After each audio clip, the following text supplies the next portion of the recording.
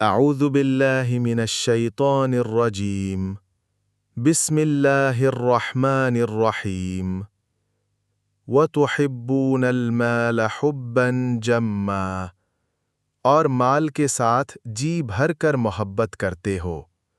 مختصر تفسیر: مال کی محبت انسان میں اس طرح رچی بسی ہوتی ہے کہ اس سے ہاتھ اٹھانا ہر ایک کے لیے ممکن نہیں ہوتا۔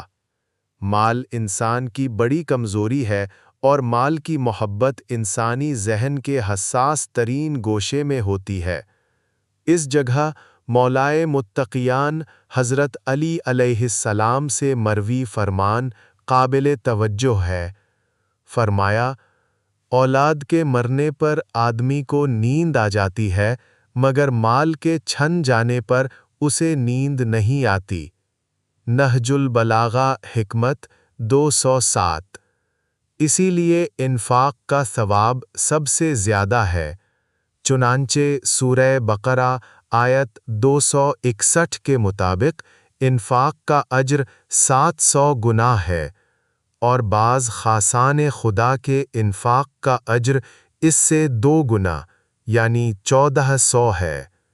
مولا علی علیہ السلام نے فرمایا، اللہ نے تمہیں اسلام کے لیے مخصوص کر لیا ہے اور اس کے لیے تمہیں چھانٹ لیا ہے، اور یہ اس طرح کہ اسلام سلامتی کا نام اور عزت انسانی کا سرمایہ ہے۔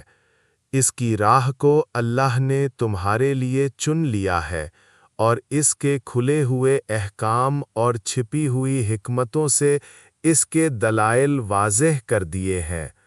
نہ اس کے عجائبات مٹنے والے ہیں اور نہ اس کے لطائف ختم ہونے والے ہیں۔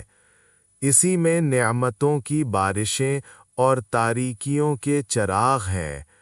اسی کی کنجیوں سے نیکیوں کے دروازے کھولے جاتے ہیں۔